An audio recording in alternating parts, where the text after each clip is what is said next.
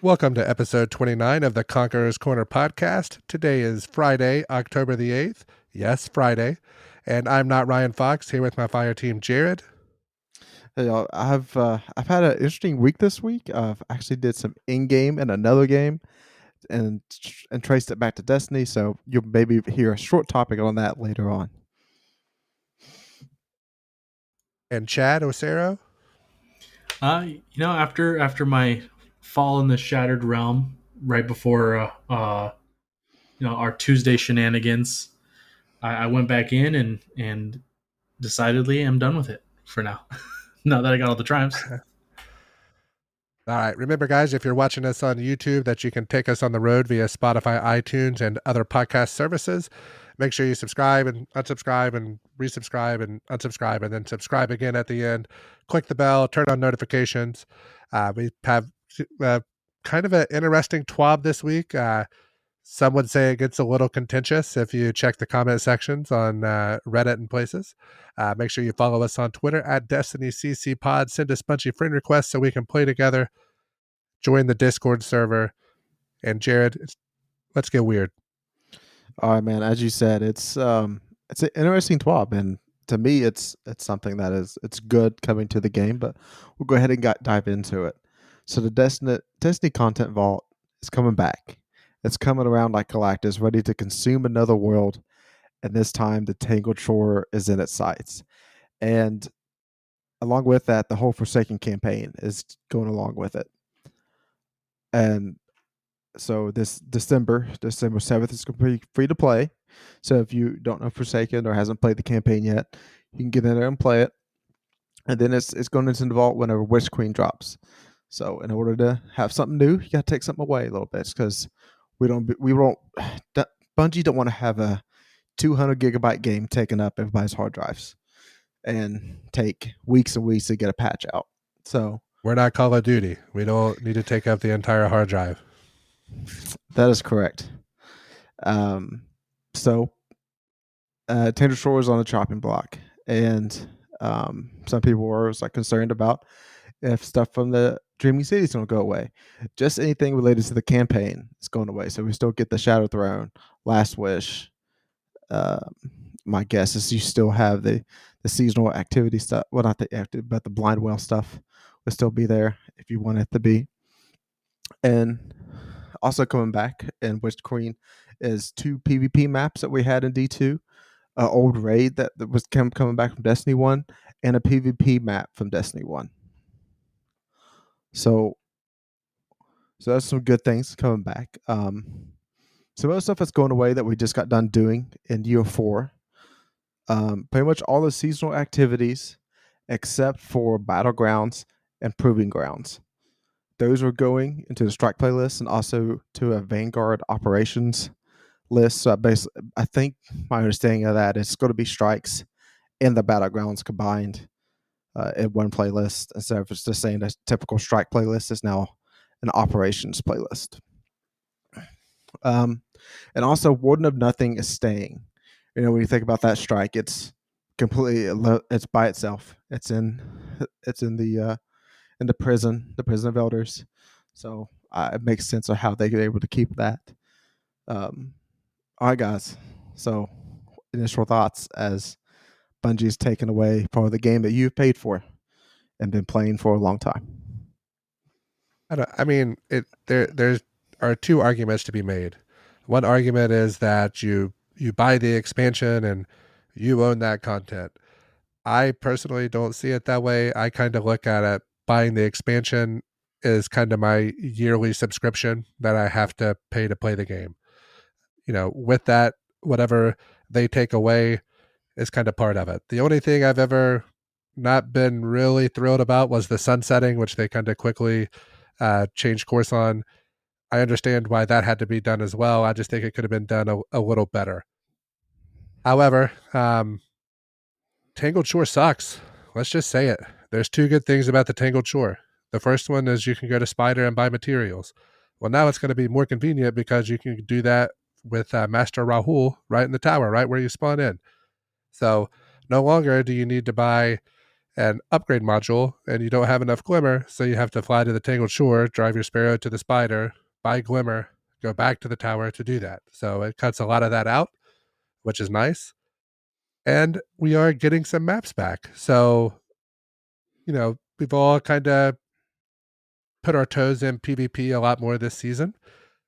One thing I thought was interesting how they said we were getting, what was it, 2 previous maps back from. So with the trials objective game type that we just had, I kind of wonder, I believe the map was called like Eternity, the one that came whenever Trials of the Nine first came out, where you had to like plant the bombs.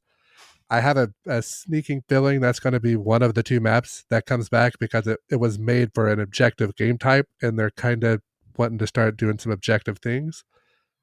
D1 maps, there's not really any that are left that are still there that I'm like, man, I really miss that map. So I'm not sure. The one I was thinking of, do you remember in D1 when they had spooky trials? What was that map called? It wasn't Asylum. I'll look it up while Chad gives his thoughts on it. But there was one map that I did like. Hopefully that's the one The that comes back cauldron, I from D1. think it was the one Okay. that was on the the carrier hive ship. Yeah, and it's kind of like layered, like you kind of like drop down and be in different Yeah, spots. yeah. I don't think it was the cauldron, but I know which one you're talking about, because it's like part Yeah, of it's yeah, outside, and then yeah, yeah. yeah. So hopefully that happens. But I mean, whenever they took out, if you look back at everything they took out with the last Destiny content vault, other than the raids, which they were careful not to remove any raids this time, what do you like? What do you really miss? I don't miss the Reckoning. I don't miss any of those destinations. The only thing that I'm going to miss from Tangled Shore is that really nice lost sector to kill Scorn right by the spiders. That's right where that public event happens. That's the only thing I use Tangled Shore for. So, sayonara, RIP in peace. I'm not going to miss you. I mean, they're basically retiring the Scorn at this point. The only place they're going to be is Gambit if they keep them. I mean, there's no more Presage. There's not going to be Tangled Shore. I don't think there's another place. Oh no, they're on the Dreaming City a little bit. Yeah. So yeah, but other than that, they're not really anywhere else. But I mean, I am not going to miss the Tangled Shore. Similar to Ryan, the only reason I go there is for the spider, and that's going to be in the tower, so that's gone. And then the going up the lift to that lost sector to kill a bunch of Scorn real quick. That's it. That's the only reason for me to have it. So getting it out of the way in order to allow the devs more breathing room for other stuff is 100% fine by me. It doesn't have anything of major importance, um, which is the reason they're keeping the Dreaming City, because of the raid, and that's fine. Let's keep that raid. It's a great raid, and it's something that is very good for teaching harder mechanics for people that are getting into, like, Vault of Glass is fairly simple, and then want to get their feet into more of a technical raid.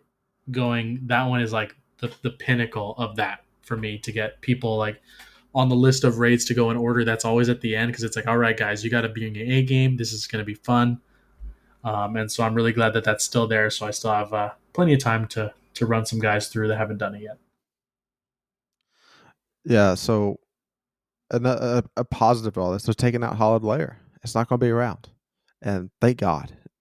A strike that been going on for too long, when the enemies in the boss room don't count as kills towards anything.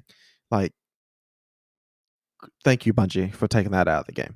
I understand the people that say you pay for something and they're taking it away. So that I'm kind of been thinking about this, like, why has Bungie been doing all this content vault stuff, and how Destiny 2 is going to have a life beyond the expansions they talked about. And the life beyond the expansion is literally them bringing back stuff in waves, because by that time, their next game Matter will be out. and they will be focusing more onto that with more and more of their team. So why would you have people create brand new content whenever you have all this content that's sitting around in the vault for them to tinker with a little bit and then put it back out? So I think that's the long-term future of Destiny 2, is that they'll bring all this stuff back eventually.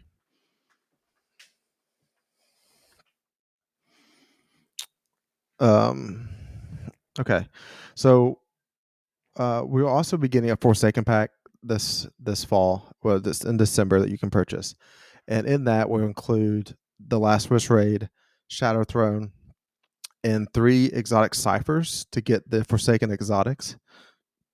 But if you only have the exotics, those were turned into Ascendant shards. So if you already purchased the Forsaken DLC, you're automatically grandfathered into having this pack. So you'll get the 3 Ascendant shards, probably sit in your postmaster or wherever we'll have them or something like that. So that Forsaken pack, that's a good thing.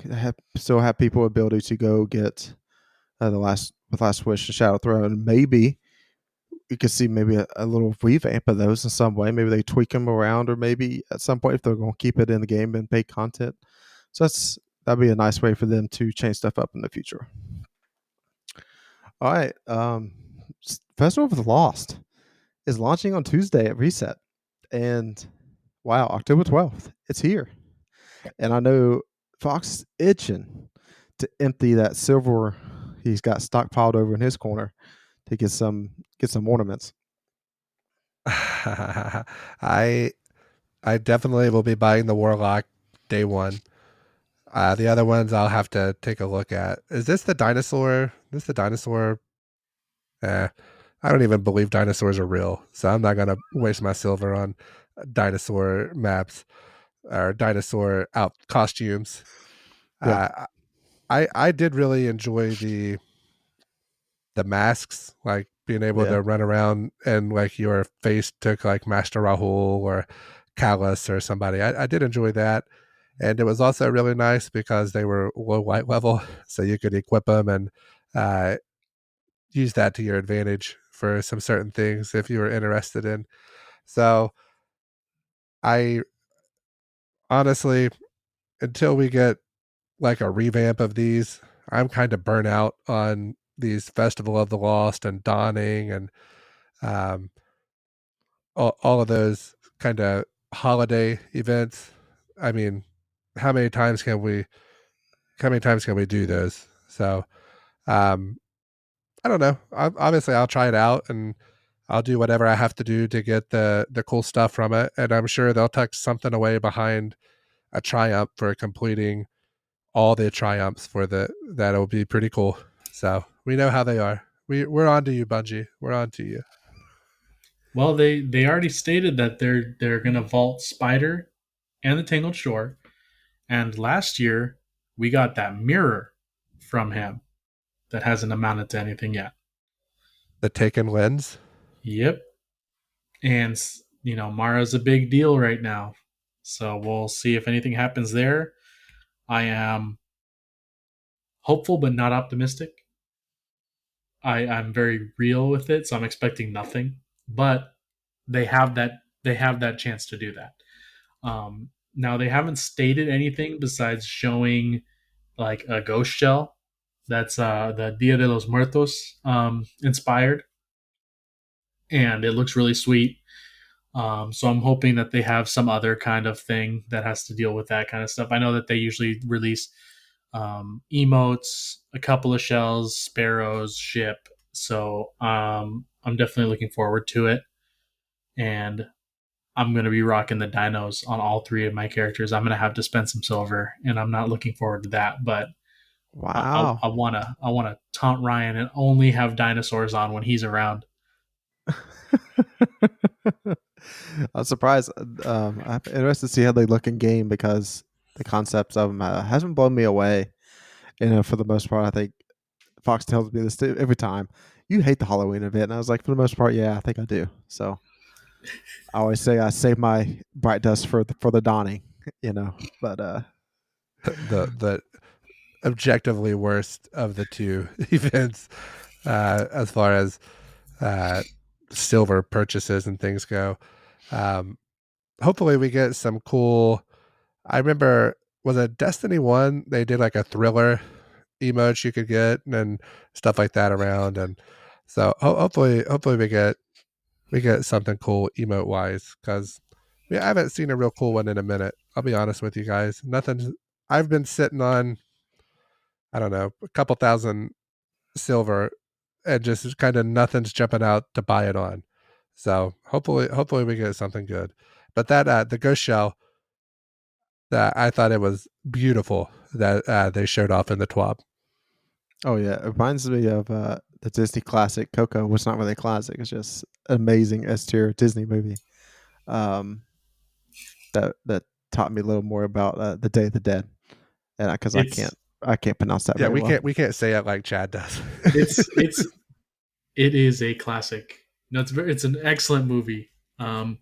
But it's what I'm really excited about for that shell is how it's going to take shaders, because there's so many different colors on it. So it's going to be really cool to see all the different combinations of stuff that's going to be on there.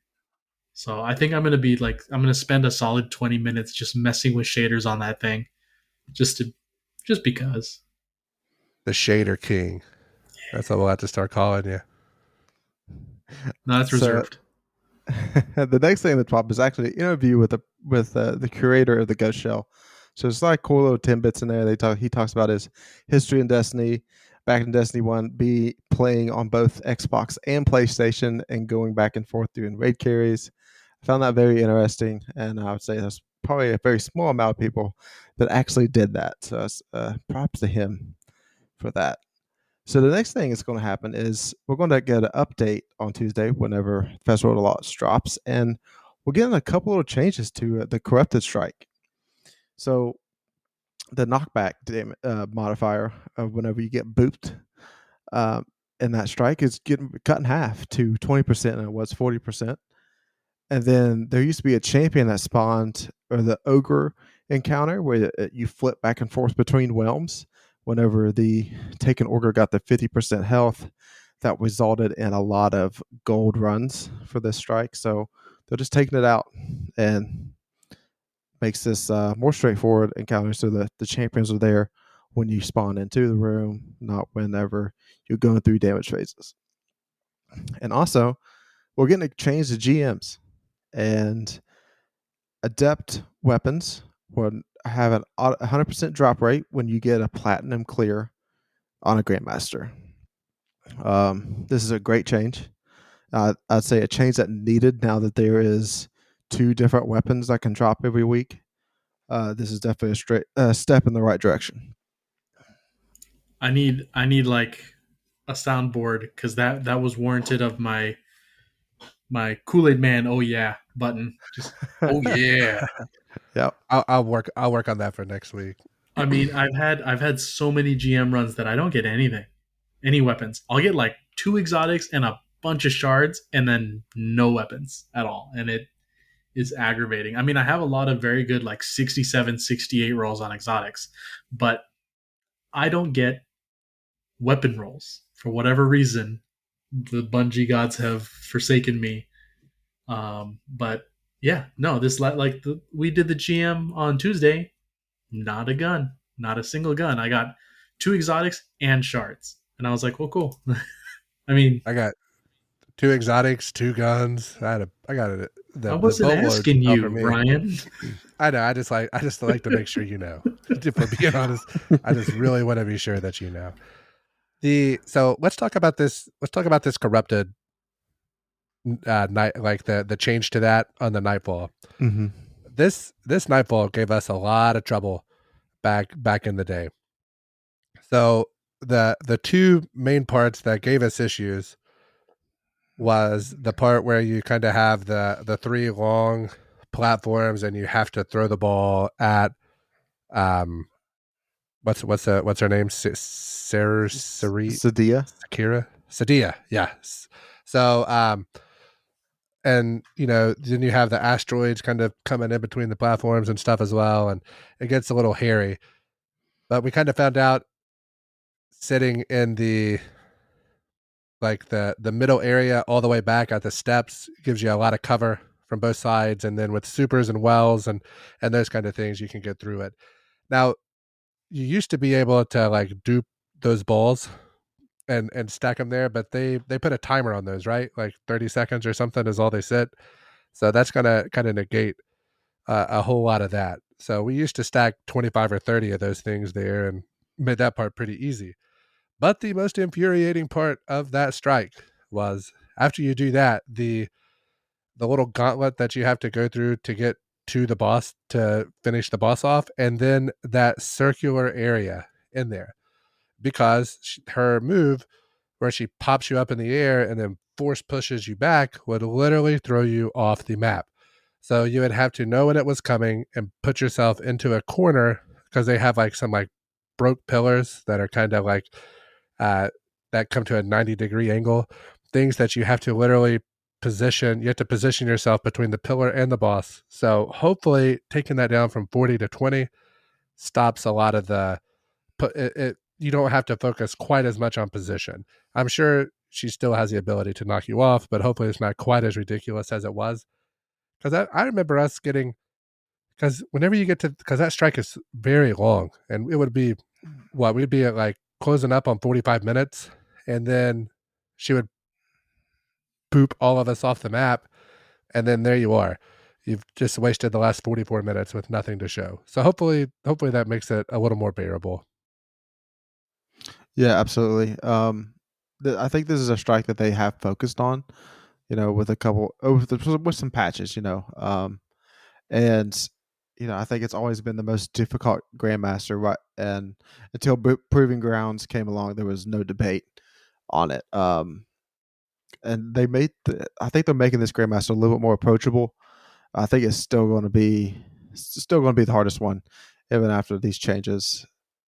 And your positioning will have to still be very important because I know when you have to go up for the second orb in the final boss ring, that if you get that orb and you throw it to a teammate, you're pretty much dead.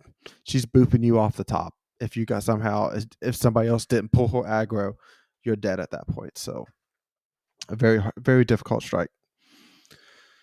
Yeah, the no champion in that ogre room is great because there were a couple of runs where we'd be like, "What's the gold about?" And then Jared figured it out. He's like, "Yeah, no, we missed that phalanx." And I was like, "What phalanx?" So yeah, that's the one we missed. So there's plenty of times where you just don't see it, and you kill the ogre, and all of a sudden you're in the other side, and guess what? There's no shot at you going back to kill that thing. So that being gone immediately is great. The boop lessening is going to be something that we're going to have to see to believe because it's still pretty bad. I mean, I remember running this strike as a nightfall earlier in the season, and it is hard. I mean, it's obviously it was people were without comms that weren't coordinated, but it was hard. There were plenty of wipes on the boss because I couldn't talk to my teammates, and I feel like everything's gotten more health in there and spawns a little faster than normal, but could have just been me and my teammates. But that boss room is gonna still be really hectic, but it's gonna be something we're gonna have to see. Yeah, so that pretty much does it for the TWAB. They allude to at the bottom that Trials is coming back this weekend, which came back today. Um, it says Javelin 4 and the Adept ISO is the reward for going flawless. So if you're wanting to try your luck with that, you get in there. If not, you want to wait till Sunday. That's when the flawless board goes into effect, and you can try your luck then. And that is when you will see me in there, is on Sunday. Hopefully with these two, but we'll see how schedules work out and go from there. We might have to hope somebody else is. We might have to find a second or a third. So we'll see. I'm not terribly concerned about getting an adept version of this weapon. I would like to have it to kind of round the collection out, but there's not really like a role on it that is a must-have in my opinion. All right. Speaking of weapons, we'll get into a little weapon breakdown for you, and it's going to be the new playlist weapons that came into Season of the Lost. So the first thing is the Servant Leader, a kinetic scout rifle that's rapid fire frame. You get it from Gambit. I think us three have been holding off on our Gambit grind for a big infamy week and get in there as a 3 or 4 stack and just rack up the wins and get that over as fast as possible. I'm sorry for the solos, but it is what it is in a low population playlist. So first up is the PvP wall, and rapid power frames, scout rifle. What comes to mind? Randy's throwing It's knife. yep. It's full auto, baby. Yep. So basically, I want to get that again. So my barrel, I'm going extended barrel. That gives me a little bit better recoil direction and range. I'm going accurized rounds, rapid hit, and kill clip. That's Randy's. That's Randy's right there. And it's a pretty great scout rifle to have in PvP. And if we ever get any long range wraps whatsoever, I would see that gun playing very well on it. And then looking at PvE, pretty much close to the same. Hammer forged, barrel, tac mag, rapid hit, rampage. You could go clip for PvE too, and just not even take up the extra slot in your vault because it's hard to come by right now. And you just hit that for minus 500 on the podcast board that we complain about vault space. So what do you guys have any rolls of this weapon whatsoever?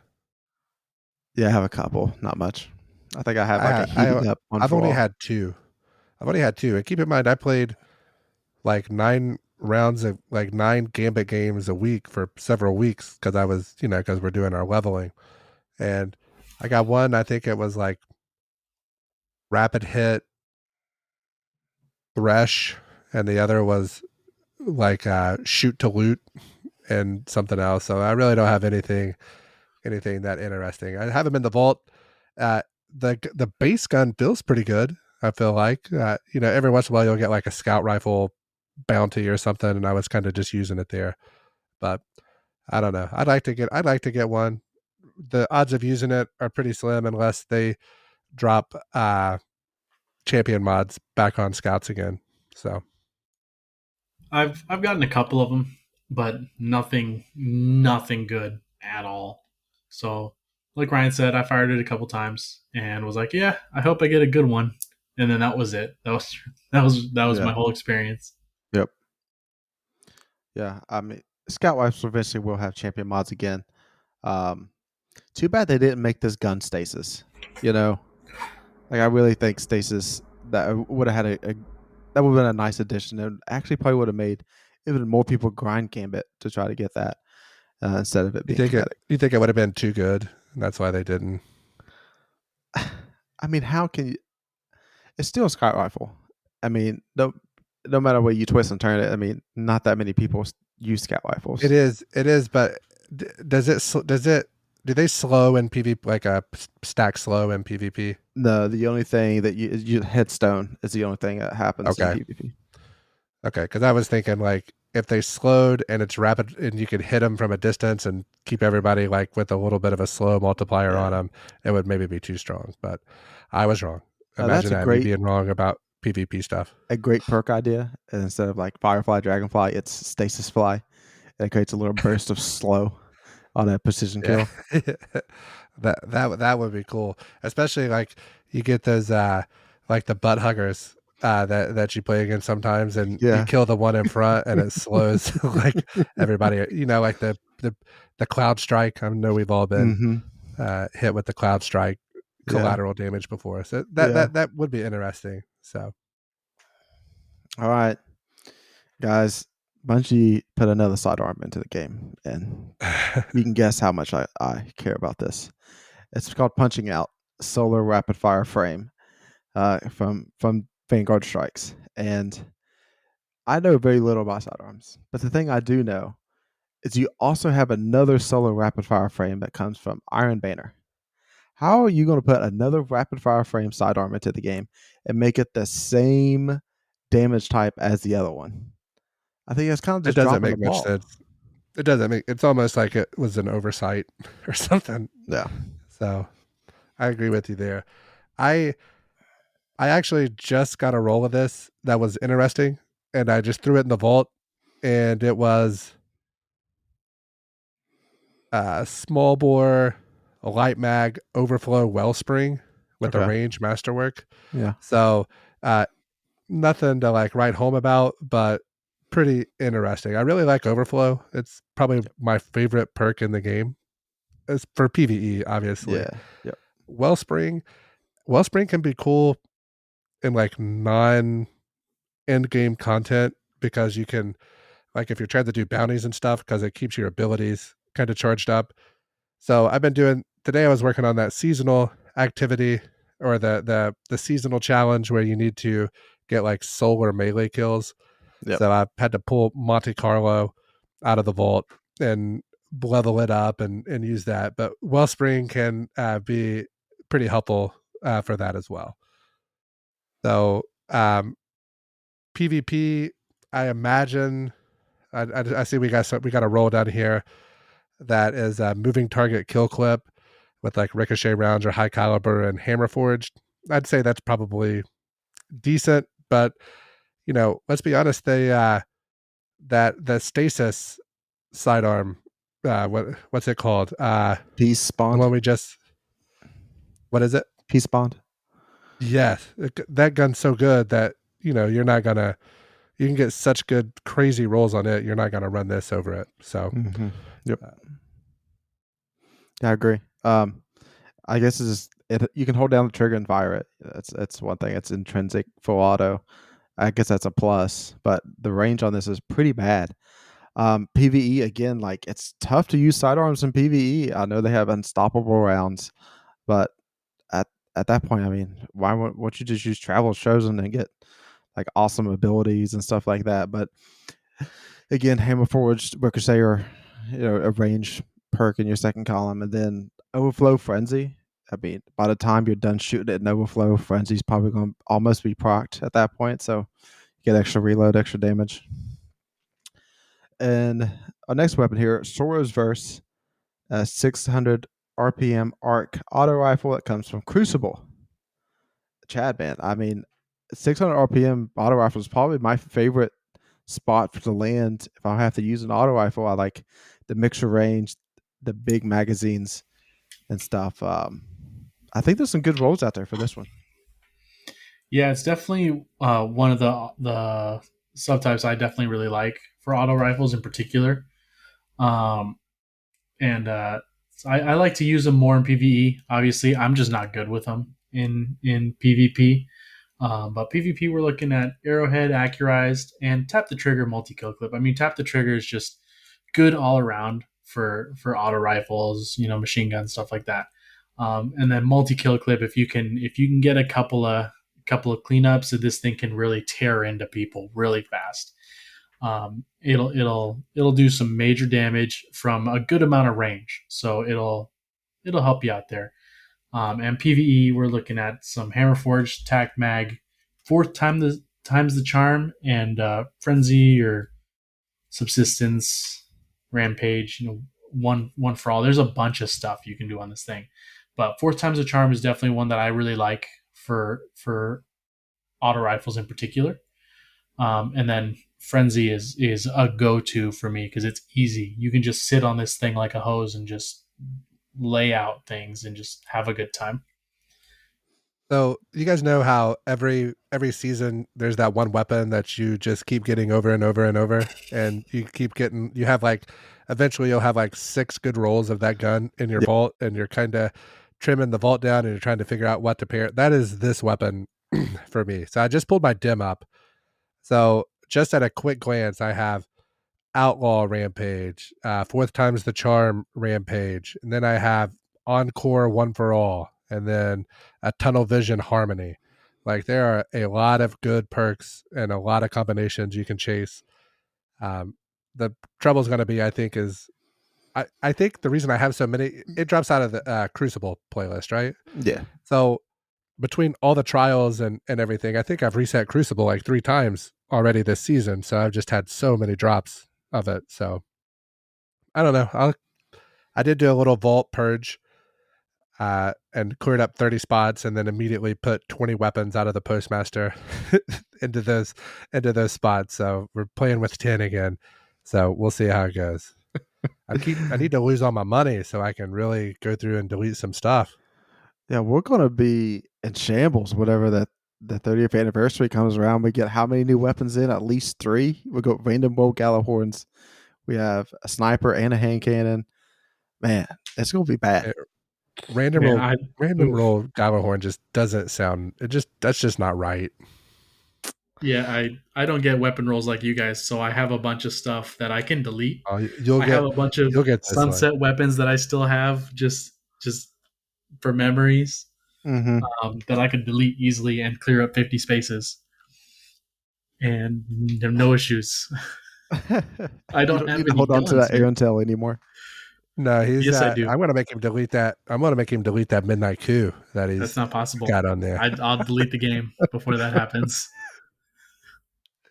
How many kills you got on that? It's like 53,000, I think. It's like 69,420. Don't That's lie. what I'm trying to hit. I'll get there. I'll get there. Yeah. Yeah, you can throw it on when we go back and do last wish stuff. I mean, Yeah, yeah. I can. Yeah. All right. So Fox alluded to having to losing his money to delete some God Wolves, and it's time for the gambling corner. So last week, Grandmaster started up, and actually just a few days ago, and so I bet Fox gonna be the first one dead. I bet it all, 14,800, and we're going through there, and chap pops Ursa shield, and I was like, cool, I can move up. I'm safe. I'll just hug Chad's behind, and the Titan will save me. But I got stomped through an Ursa shield and sent me into the wall, which I didn't know was possible because I thought the Ursa shield would block all incoming damage, which includes stomp. But no, it goes through, and first one out. So I'm gonna have to delete a God Wall. But so clearly, no, we didn't go flawless. So Chad or Ryan didn't hit their bets either. Well, I just want to say, Jared, first of all, get good. And second of all, I died 0.1 second after you died and just really was screaming, everybody take note, everybody take note. Jared died first. And we did actually we did a live stream of our GM runs, and we did beat it on our 3rd attempt. So what we did, Chad, from his Titan perspective, you can see all 3 runs completely unedited, uncut. It was exactly how it went down. You can see that right there at the beginning. And then the other one is kind of a more curated. Uh, I just cut the run that we completed and cut all our game chat and stuff in there as well. So if you just want that, it's there for you, kind of as a walkthrough and the loadouts and things that we used. And then if you want to see the whole thing and it's full, how long what did we play? Like 2.5 hours, 3 hours, something like that. yeah, it's a little more Just than 2. over 2. Just Okay. over 2 hours. Yep. So, and that's there for you as well. We are going to do that for every GM this season. Had a lot of fun doing it.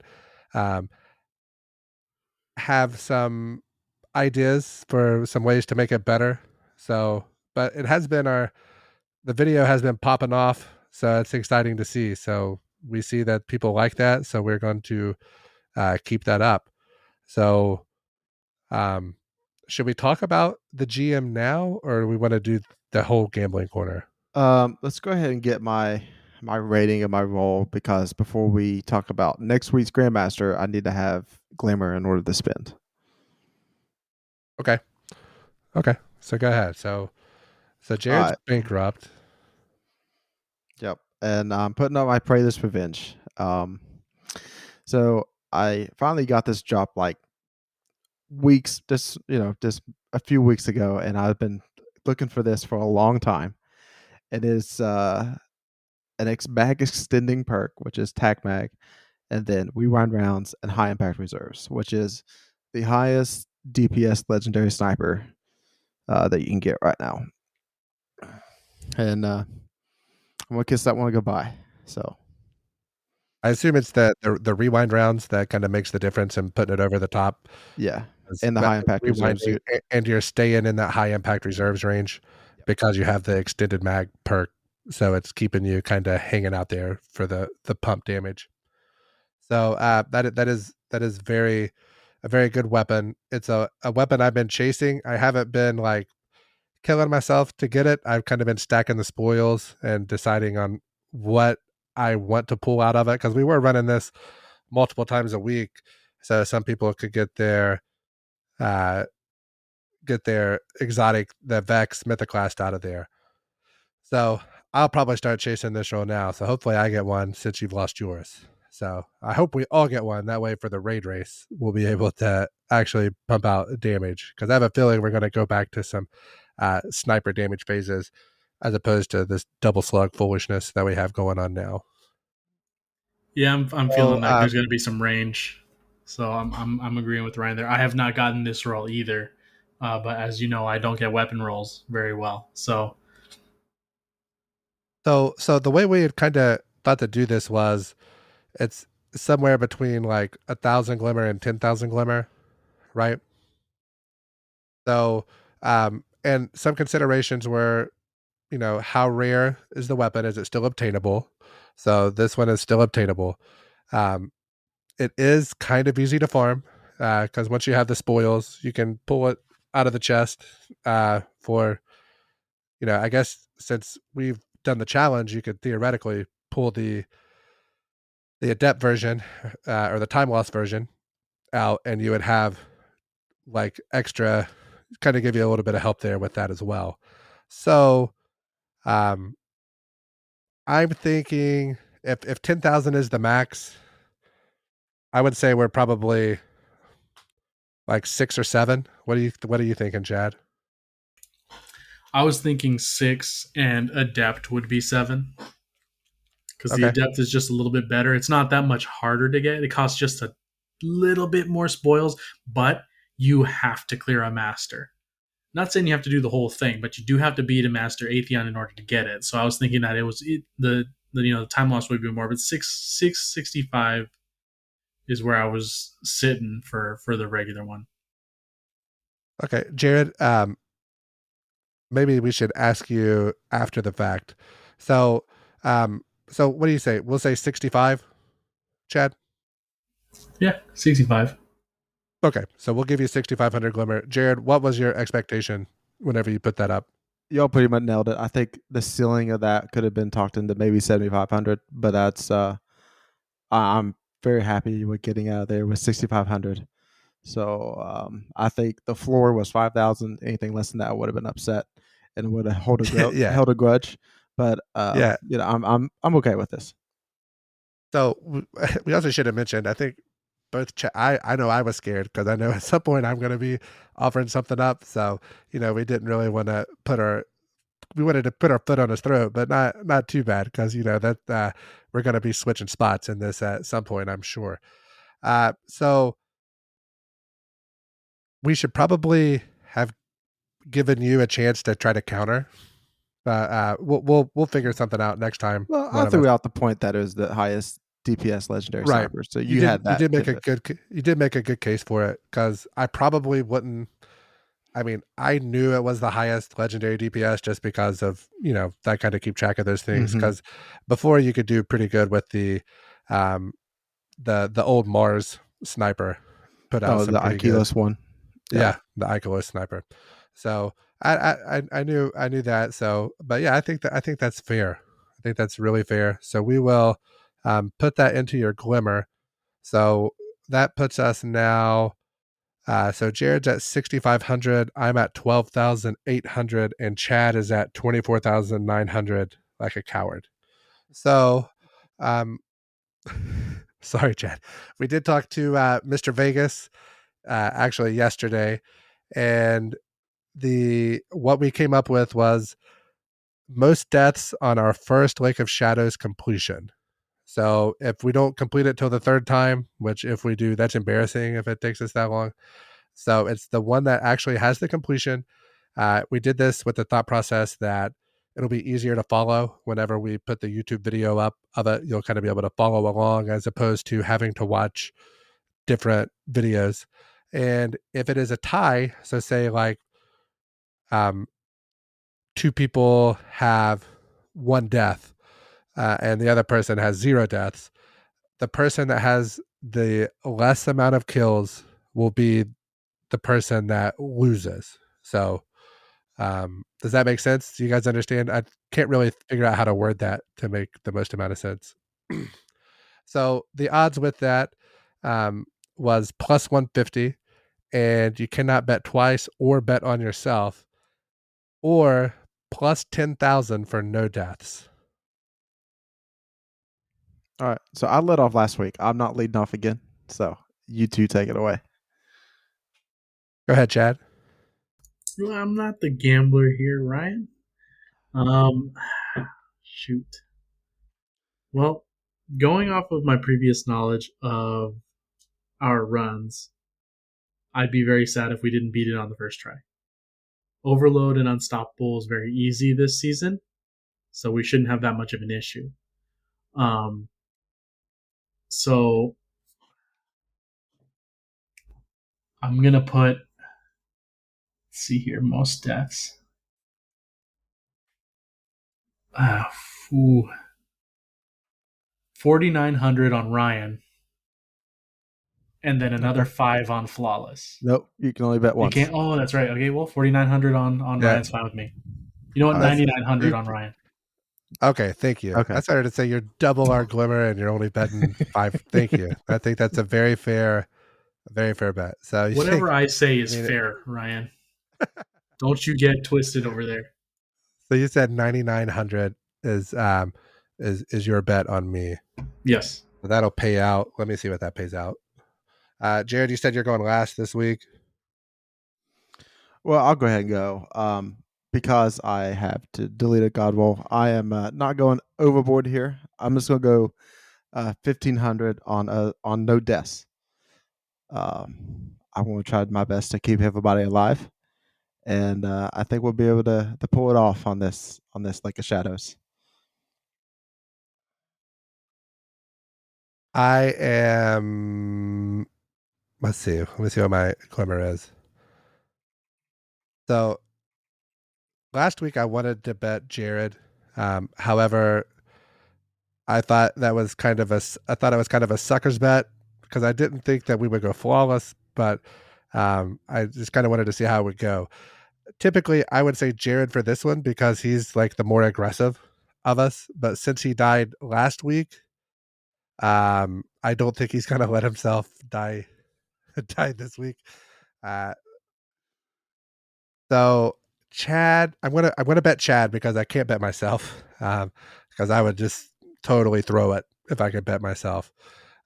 So I am going to bet.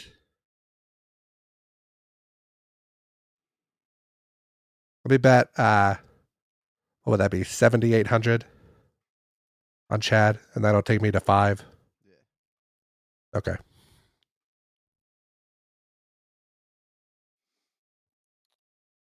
All right. So, in summary, Chad's going 9,900 on Fox. Fox is going 7,800 on Chad, and I'm going 1,500 on no deaths. So All I'm right. pretty sure that Chad's, or I'm sorry, yeah, that Chad would pay out. He's betting 9,900 to win. Go ahead. Hold on. Okay.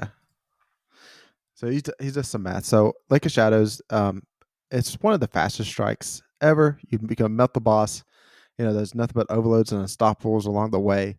What ended up, we changed a lot our loadouts as going through the hard layer, and we had some very interesting dialogue as that went through. Of some things just didn't feel as good.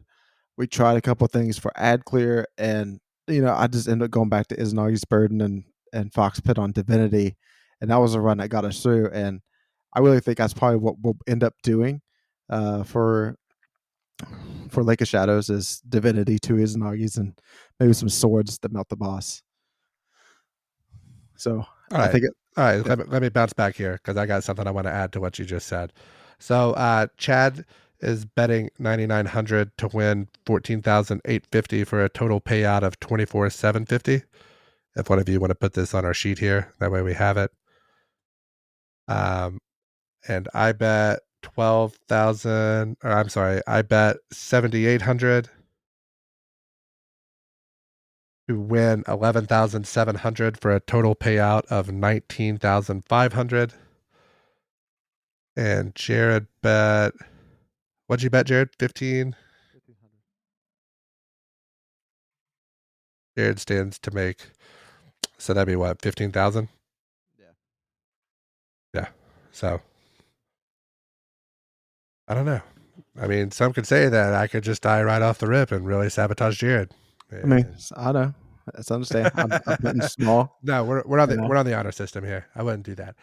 However, I do want to say that my loadout, I think, since we're looking at the same thing, the the pulse rifle, I used a messenger with Desperado, and it was awesome for the champions. So I'm probably going to keep that same energy with the divinity messenger, and then I think I used like Reed's Regret or something that could pump some damage out.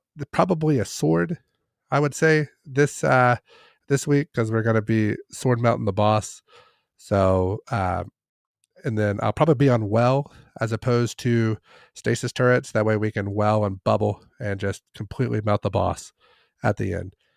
To not have to deal with the ads, because those ads can be very tricky if you don't melt that boss. So just something to keep an eye on. Oh yeah, yeah. I think the melt the boss at the end of like a shadow is the only way to actually get that. The only way to do the strike, really. All right. Any other tales we want to talk about Hodler? I mean, we talked a lot in our YouTube videos. If you really want to get the fine details of that, but those screams that came from killing raiders, man, those were like they sneak up on you and they get you. They don't even hiss at you. They just go ahead and bite you. Yeah, they're mean, for sure. So was it the Raiders that dropped them, or the S ones? The stalkers. Scavengers. Oh, the stalkers. Okay. Okay. Stalkers. Yeah, the stalkers dropped them. The the the most important part of that is there are kind of a few little techniques you can do. The room where you fight the spider tank, you can hop on and off that pressure plate, and if you get it just above, right before it touches the ground, you can spawn all the ads and not the spider tank. Take care of the ads from a distance, and then push that pressure plate the rest of the way down, and then just the spider tank is all you're dealing with. In the room with the two pressure plates that you're on, just have one person stand on the left one, and then as soon as ads start to spawn, hop off of it. Everybody meets back in where you entered the room, kill all those ads, jump back on the plate, drop it again. There's 4 total waves of ads. Um, we were getting 3 on the left and 1 on the right, but I imagine if you did it the other way, you would get 3 on the right and 1 on the left. We just always did the left first. And last but not least, when you're in the boss room, you have to look out for the arc pulse wave that he throws on the ground, because it will kill you in a hurry.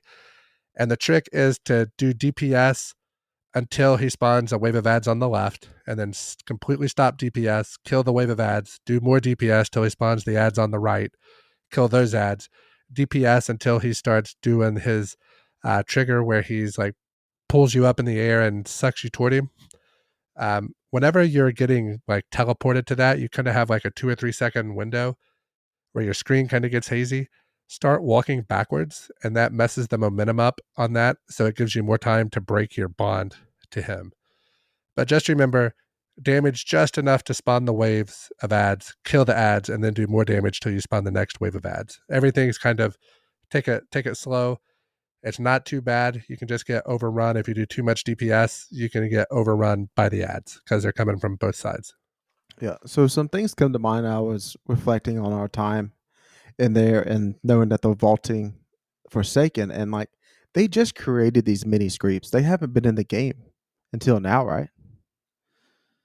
So that makes me think in Witch Queen, what having those mini screeps? Why having more scorn? Because that wouldn't have been a wasted time on their part.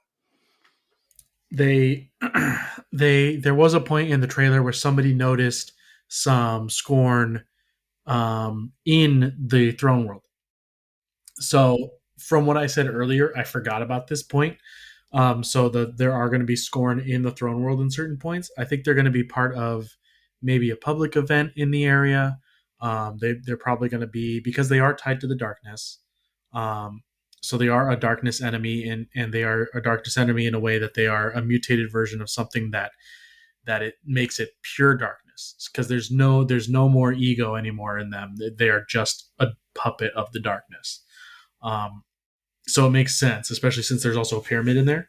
Um, oh man, if that raid is scorn based, I'm gonna Oh yeah, kill myself. I'm pretty sure it's going to be. Oh And the no, I overload just oh. take the overload chieftains, right? They can throw out the little safety turrets, like they can throw out the solar one, the void one, or the arc one. If they're an overload champion, they can throw out any three. That I feel like that's a very big issue because you don't know how to play against it. Because if they throw out the void one, they make themselves immune, right? And that's a certain way you play against those chieftains whenever you do know the void, because you can see the void shield. The same with the arc, they're going to pull you in whenever they throw the lantern out, Yeah. and the solar one throws it across, throws it over a freaking mountain. It can hit you spot on. Um, yeah, I They think did that's a big issue. I don't like that. they did have a slight pattern. Their initial lantern was always the void one because they wanted to protect themselves, obviously. So their initial one was always a void one, from what I remember, and then they would toss out a blue or a red one to either tether or damage. Um, so they're like, okay, here's this to protect me. Now I'm going to throw something at you. And just the fact that they can do that annoyed the heck out of me. And they're auto, man. They got to get rid of the OG Luna factions because they could launch those little blue orbs at us constantly. That was a volley of grenade launcher shots just flying at us. Yeah. It's like, man, they got I thought anarchy that was the ammo, most man. frustrating. I thought that was the most frustrating. They're just lobbing those things at a doom, doom, doom, doom, like a full automatic. There was no cooldown, and they bounce. So even if your natural reaction if something's coming at you is to jump backwards, well, that's just going to hit where you are and then bounce right at you. And make sure that you try to run sniper resist and void resist, and you need to run I know I was running 59 resilience at one point, and I was getting one tapped by the snipers, even with that stuff on. So whenever I switched it up to 69, nice, I was able to take one. I could take one shot and get completely absolute. So try to make sure you're over 7. That would be my recommendation, as Jared always says. I think if we have any long term listeners, I think I've said 7 resilience for I don't know how long. Probably since the beginning of the podcast, I said run 7, run 7. And what that does, it's only a red bar sniper that's where you're able to take that from. If it's a major or a, a champion or a mini boss or a boss, you're not taking that unless you have another resist on top of that 7. And that's still iffy if you still survive. So the snipers in here all void. Um, and then modifiers you take enhanced splash damage. So concussive dampener is always a good call too. So if you're combining concussive with sniper, or concussive with void, or concussive with arc for that boss room, it'll go a long way helping you survive. Um, don't. The other thing is don't touch the Ursha shield. Even though Titan's there collecting all that DPS and makes you delete a god roll. So Ursus is not all hyped up to be, and you can definitely lose your life through that. All right, it's with the Tango Shore leaving, Chad's going to give us a little lore about the old spider and the stuff he's done. It's going to be just a little bit. I mean, the spider in game has only done so much. There's a lot of backstory for him in the lore, but he's not really a main character to me. Um, I know I do like him a lot, but just basic for the people that didn't play Forsaken or are new to him and just see him as a vendor. Um, he was introduced to us in Forsaken, in order to help us find the Barons to hunt down Aldrin. Back when Aldrin murdered our best bud, Cade. Um, we were introduced to the Tangled Shore, which he was like kind of the head chief of that area, and they invaded, and so we used him to help us find out information on all the barons to figure out where they were and stuff like that. But he's essentially like a mafia boss. He doesn't really see himself like a Kel either. He sees himself as a businessman. So he only deals with things in terms of business. He's even said and referred to himself, "I am not a Kel," and has stressed that point very much. Um, Now in Beyond Light, because there's a big gap from Forsaken to Beyond Light, all he was a vendor for us, someone that we could go to exchange currencies and hunt down some stuff for bounties and things like that. Um, Now in Beyond Light, with Season of the Hunt, we found out about the Crow.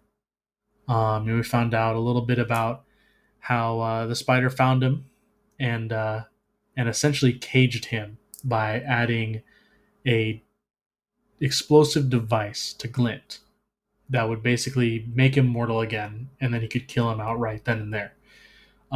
So he basically just held his ghost not hostage because he still had Glint, but he held the button for the death of Crow in his hands, and so he had him as a bird in a cage, and until we found him with Osiris and made our way through that season into befriending him and saving him from that life and gave him a future from there. But that made Spider much more of a villain to most people. At first he was just kind of a sleaze, but at that point that's when people really disliked him. And there hasn't been much since. Now with the vaulting of Tangled Shore, like we've said before, he's going away.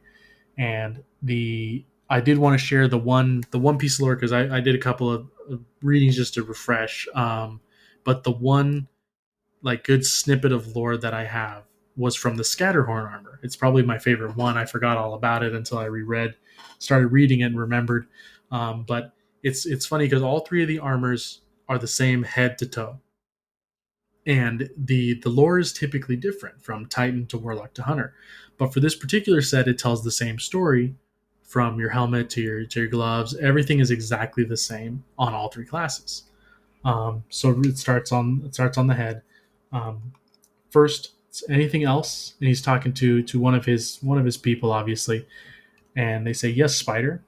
Mithrax has told me about the orb the humans call Teton, a water world of floating cities before the Red War. Very few humans visited it. Very few. I am already bored," Spider says. And then the little Lixney keeps going. It says, "Teton is still ripe with plunder. Um, Now come plunder it with us. The Guardian Sloan sends shipments to it and of it to Terra in unmanned craft, relying on cloaking to protect it. But the cloaking cannot stop the web, not if we know where to cast it."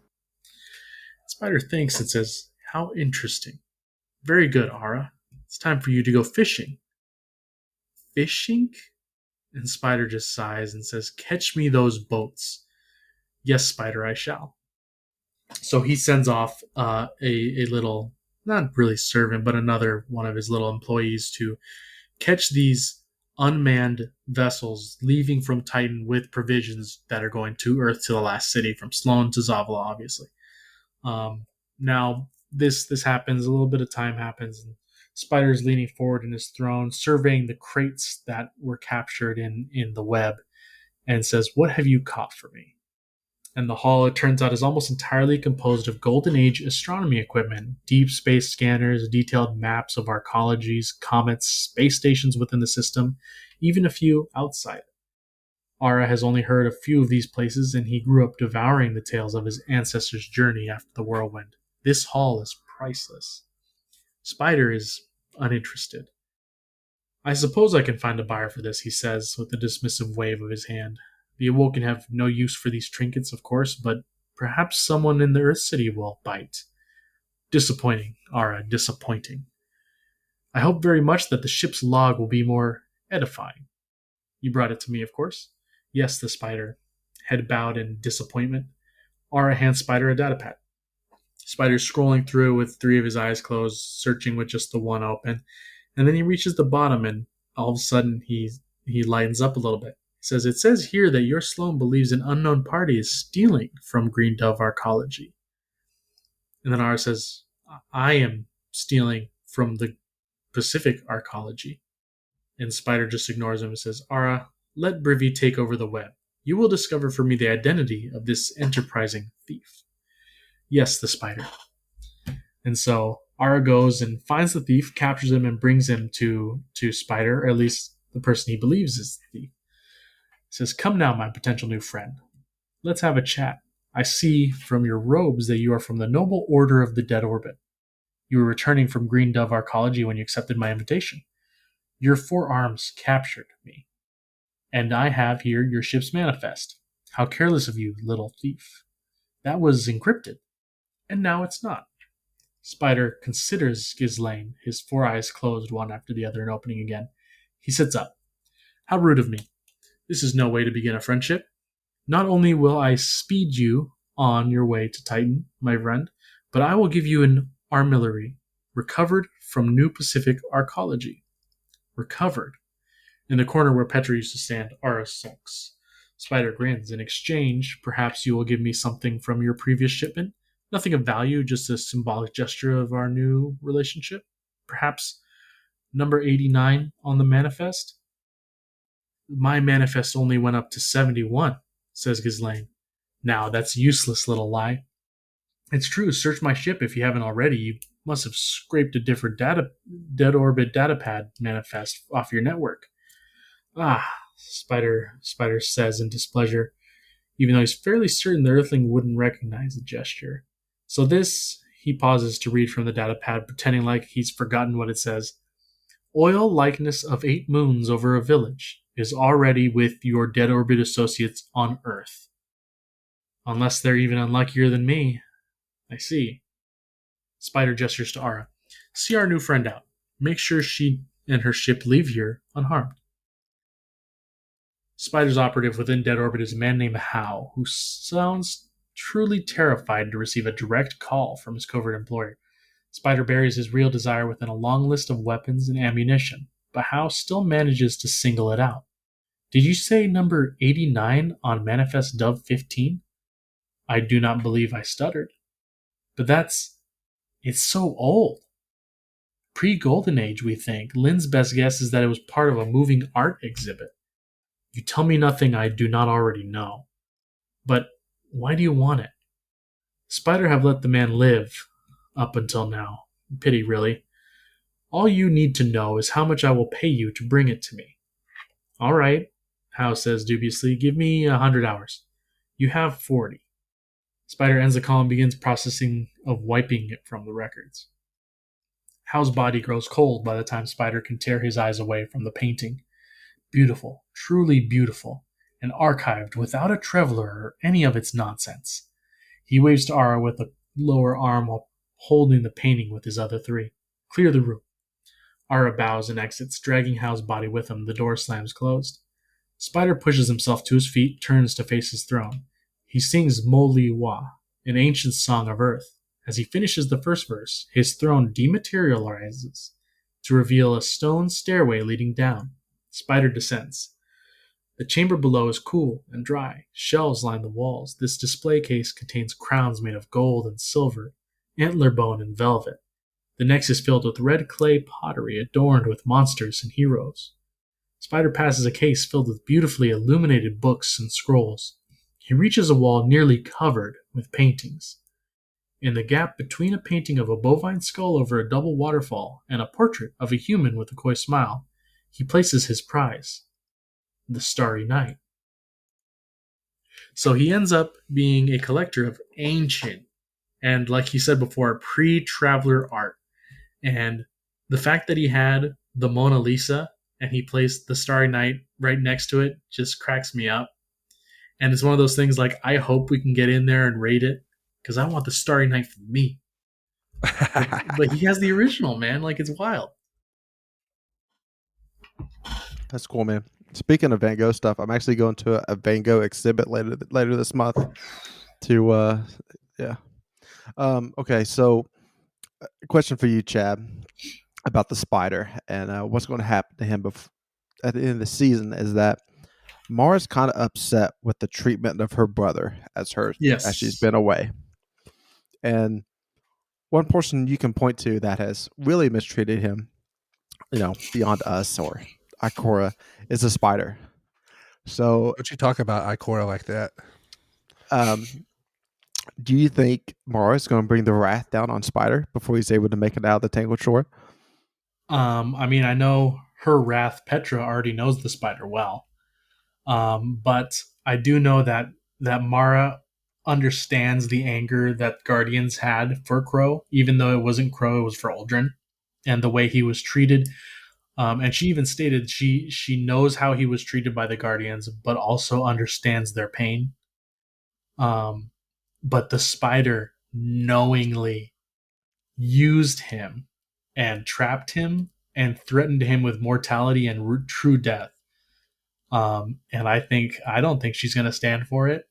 And I think that was their first lead in with lore into making Spider disappear. So that definitely should have been a hint that the Tangled Shore was leaving. Um, Now I don't know if they're going to make it because they can't make it a pyramid thing.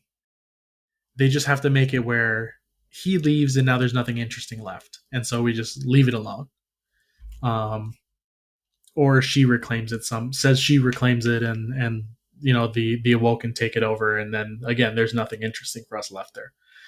But I think she's gonna do something. There's gonna be some kind of lore of Petra doing something, and I'm hoping Spider gets what's coming to him. And I hope that we can hear about it or read about it somewhere. So, do you remember how leading up into Beyond Light, they like shut the servers down like 36 hours prior to the release date, or was it 36 hours or 12 hours or like 24? I can't remember.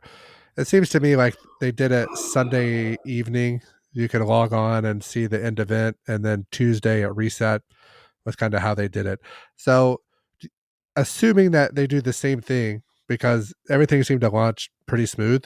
I mean, there's a little delay, but not near as bad as it's been in the past. So, do you think that they like Tangled Shore makes it all the way to the end of this season and it gets destroyed in like a end of season event? Like maybe like Savvy breaks free and does her thing, and something like some consequence of that is it gets destroyed, or do you guys just think it's not going to be destroyed and Spider flees? He has like some sort of escape thing made and he's able to get away, and it's just like it's still there but just removed. Is that because Jared, that's kind of how I understood what you to say, right? Mm-hmm. Yeah, I think Yeah, it's kind of like it's not going to be of our concern anymore. exactly. And that was my point. Since he's going to be gone, whether he's dead or alive, it's just not going to be interesting for us. There's not going to be anything there left because right now all it is us dealing with some Scorn, some Hive, and some Rogue Fallen, I guess. Um, but once Spider is gone, there's really nothing there that is going to keep us going there. And so I think they can't do a pyramid thing with it because the reef goes literally around the solar system Right. in the middle of it. So they can't just make one big orb and go, here is the reef, the Tingle Shore. Um, so I think it's just going to be, hey, Spider was dealt with, and we don't need to go there anymore, and that's it. Yeah. Like Venus still exists. We go there for Vault of Glass, but that's it. So like the Tangled Shore still exists. We go there to the Prison of Elders to do that in the future, right? But like, yeah, Okay. So I think we are ready for the mailbag, right? yes, yep, Okay. First question of the mailbag. So this is kind of a callback. how much should the Forsaken pack cost? So keep in mind, whenever the Tangled Shore and all that gets or goes into the Destiny content vault, excuse me, and we have this pack you buy that will give you access to the Ascendant weapons or the Ascendant shards. And I guess it'd be what, Shattered Throne and Last Wish. Yeah. Okay, so what do you guys feel is a fair price for that to cost? Chad or Jared, yeah, go go ahead. ahead. You open it up. Okay, so just for reference, I quickly looked it up on Steam. Right now, it's $25 on Steam. Yeah. Is it on So sale right now, or is that its no, like base price? that's full price, 25. Okay. To me, this shouldn't be more than $10, and I kind of wish it was going to be it'd be $5 because at $5, like, you gonna get everybody that doesn't have it will spend $5 on it at that point for a dungeon and a raid and 3 exotics. I think $10 will probably be the falling spot, but I really wish it's going to be 5. I'm thinking it's gonna be at 10, no $9.99. I'm hoping it's at 5 because that makes sense to me personally. But I'm thinking it's as a business move, $9.99 will probably be what it's gonna be at. Yeah, so I think you guys kind of hit it on the head. $4.99 is the perfect impulse buy. I wish that we had some sort of stat of the average age of the Destiny player, because I would imagine the average age is probably what, in the 20s and 30s.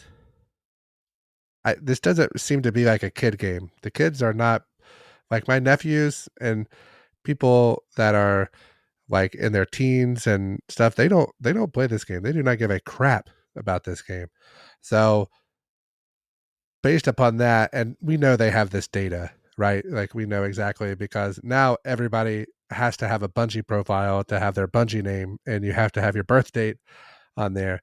So like they know probably to the decimal point of the average age of the people. And at that age, most people have jobs and their own debit cards or credit cards or whatever it may be. So at that point, it's going to be $9.99. $4.99 would be nice, but the game's free to play, man. Like you don't even have to buy anything to get in. So, they'll be fine. They'll be fine at $9.99. Next question. Do you plan to play more Gambit next week since it is double infamy? Is it double infamy or increased infamy? How is it worded? I think they said increased on the blip on, like, when you logged in. So Right. that could be like double during the week and triple on the weekends. It's been like that in the past. I don't know how they'll do it now. It might just be double the entire time. Next week's Lake of Shadows. So it's gonna, unless we have 4 people on in Discord chat wanting to play together, it's gonna be tough to pull me out of farming Lake of Shadows. Yeah, I'm kind of there with that, depending on what the because I can only hit a certain point where I'm maxed out on golf balls. And once I hit that point, there's really no reason for me to go back in there because I have all the armor and stuff that I have right now is maxed out. So it'd be saving it all for Witch Queen stuff. So I mean, I want to get in there, or I want to get in there and do at least a whole day's worth just to get a little chunk done right now, so that I can lengthen it out a little bit more. But it is going to be really hard with a Lake of Shadows GM going on at the same time. Well, So more than 0 for me, it's probably yes. I might actually play a Gambit game next week, but that's one more than like the last 4 weeks. right. So the issue is that in order to get the ornament for the seasonal weapon, you have to basically reset twice. You have to get to what, like rank 16 2 different times. Like the You have to first get time 2 is legend. right. So, and that is probably what, like 9,000 or something is Yeah, like legend is the 9K infamy. and 10,000 Yeah. is the So reset. right. So, and the first time through, you get the rocket or ascendancy or ascendant, whatever it's called, and then the second time through is when you get the ornament. And I know that there's going to be a seasonal challenge tied to that ornament plus, it's an ornament, so we all have to collect it. That is going to be worse than getting the 50 wins for the Dredgen gilding. So I personally would rather play Gambit next week than worry about golf balls and stuff, because what do we have right now that we need to masterwork that we don't already have? And we know that at some point they're going to give us double Nightfall rewards on the week of Lake of Shadows, which leads to the next question of the mailbag. When do you think double Nightfall rewards will hit the same week that Lake of Shadows is the Nightfall? So I'm gonna say January, like the first week in January, or like the second week. So like you're like 6 week out from Witch Queen. The 30th anniversary stuff has died down a little bit. So people are starting to tell off from the game, and then you're pulling them right back with double Lake of Shadows rewards. And Man, people have played their Christmas games Yeah. already and everything. Makes sense. are you my hive worm or something, Jared? I was gonna say whenever it pops up in January is when they're gonna do it, because Yeah, that's man. right before Witch Queen, and in between that and the 30th. It just makes the most sense. Maybe we get that J.J. Abrams life force pulsing between us. Then and Fox is waiting to zap it from us to take his power back. Yeah. I'm about to snap and take one of you away. So I'm kind of more of a early December. Might be. Keep in mind, I haven't been smart enough to like count the weeks out. So, it might be late November because it's going to be on a 6-week rotation, right? So, if this is week 2, so 6 weeks from now, 1, 2, it's going to be November 23rd. That's not it. That's Thanksgiving week. So it's going to be January 4th. Would be probably that's probably the best bet. I'll say the one before that, just for the sake of being different, but I'd say that January 4th is looking real good to be that nightfall reward. And also, come on, I'm multiple fingers in to this bottle here, so don't be checking my math on that. So, Yeah. what? Okay. Next question. How do you feel with a week off from trials? I'll take this one first. I feel a lot worse. Man, I tried to jump in. I still needed the cloak for my hunter to like fully maxed out like 1330 gear, and I was like, I'll just hop in control and play my 3 games and get out. And I did, and man, I feel like I'm bad again. I was feeling good about myself, and I didn't play for like 10 or 11 days in the Crucible, and now it's either that or the population's dying down and all the sweat lords are out again. But man, it did not feel as good as it did a couple weeks ago. I'll say that. Man, we just had a banana. You could have got your last piece in banana. I mean, I liked it. I Dude, liked that I I didn't have saved to do those it. bounties. I didn't turn the bounties in. I've Oh my already got those gosh. stacked up. So Yeah, that's smart. Yeah, so trials for me, it's like I'm not playing on Friday or Saturday because I know how that's going to be. Sunday and Monday, I just don't play that much video games on those days. It's usually football and binge watching shows and stuff like that. So I really don't care. That I think it's better for the playlist that they take that week off for Iron Banner, but I think they still got some. Like I'll play probably beginning of seasons trials and I'm part of that population that's going to be dying off from it. Going to make those games even harder and harder for the average player. And that's what you're seeing in sixes, Fox, too, is the people that's playing PvP right now, the people that love it, and the more casual people that have grind PvP for the pinnacle and stuff like that, have now just went back to PvE trying to grind out some other stuff because why would you go into a playlist and get beat on? shit pumped. Let's just call it what it is. They Yep. got shit pumped in there today. It was bad. It was real bad. So, All right. Last question here. Did you watch Squid Games? And if so, what's your rating for the first season? I watched it. Chad, you didn't watch it? yeah. I did not. Dude, it's got to be number one in your queue. Like, it needs to be the next thing you're watching. I don't think I've opened Netflix in weeks. You didn't even watch a new Chappelle special on there? I don't Haven't think watched I've that yet. opened I'm going to. Netflix in weeks. At least 2 months, I think. All right, so I'll tell my experience. I was in on Squid Games early. One of the podcasts I listened to, they were talking it up like day 2 of it being on Netflix, and all that. So this is going to be spoiler free. No. There'll be like just very very minor, like the first 20 minutes of the show. All I knew about the show was that it's a show about a game show that the winner gets a lot of money, and that they play like games that you play when you're children. And the people that are picked are people that really need the money. That was like the 4 points that I knew about the show. I didn't realize it was a drama.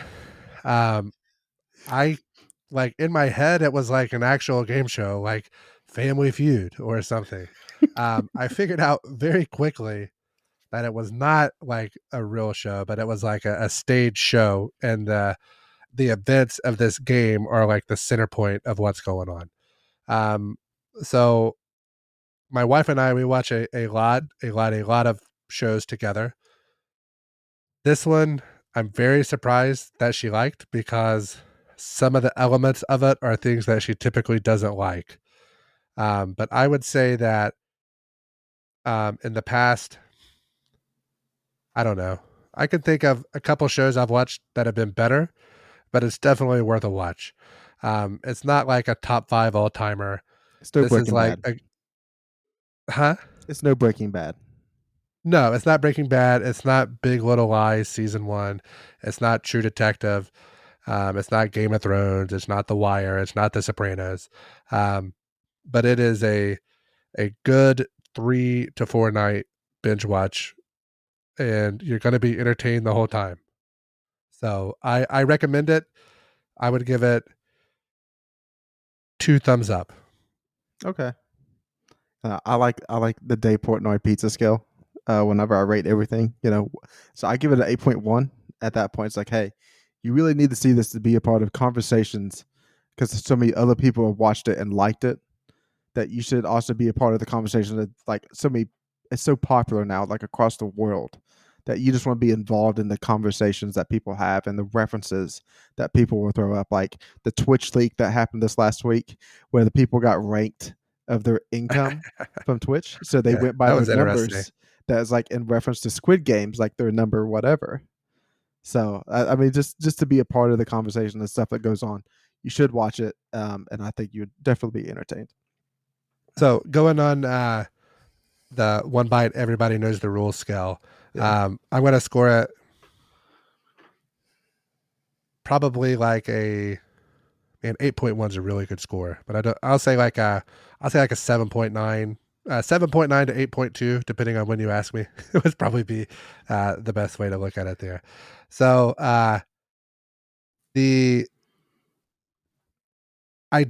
so Tiffany mentioned earlier that she saw like an article or a headline, which of course she didn't read. She just looked at it, that said that it was like tracking to be the most watched show all time on Netflix so far.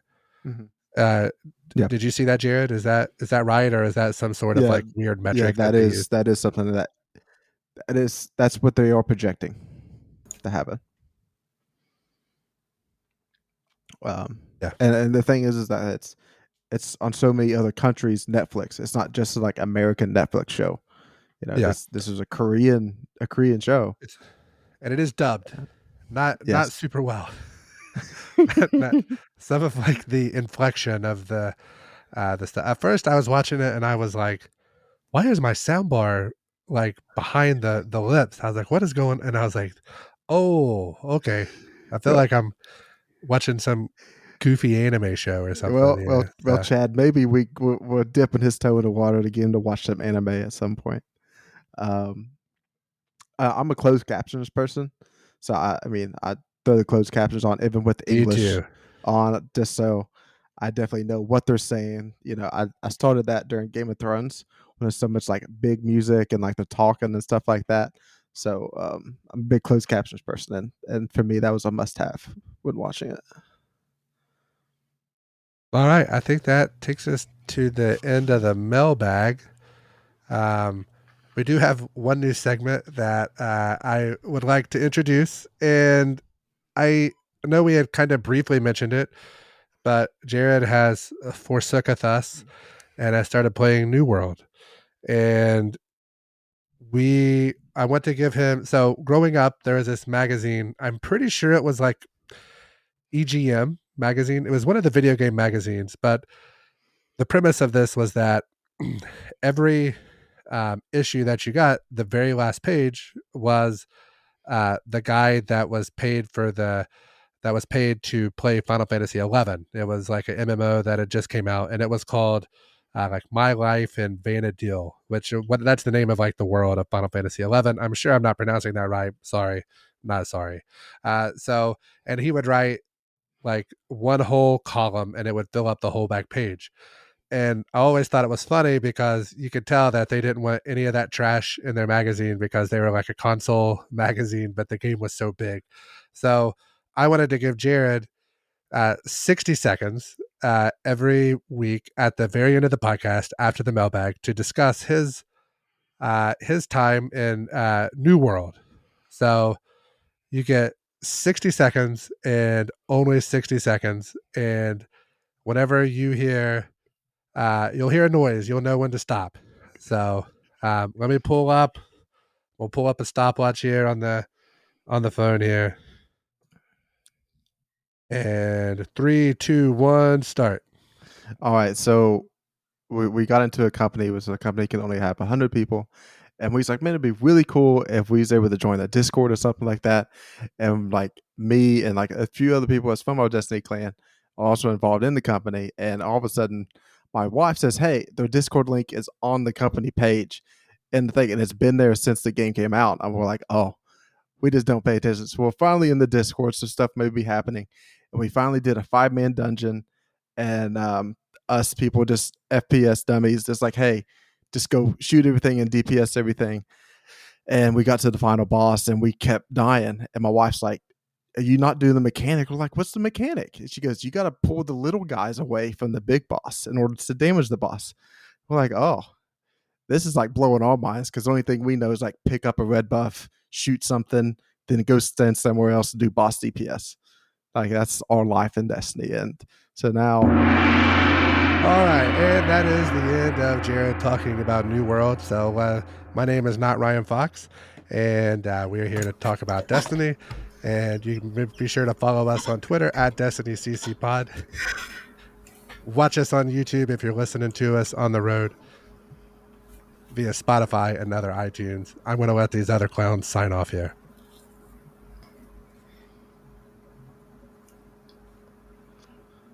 all right, so the only thing I've been doing a lot in Destiny this week was farming prophecy, and I did a lot of first encounter farming with Navy. So definitely still spending a lot of time in Destiny this week too.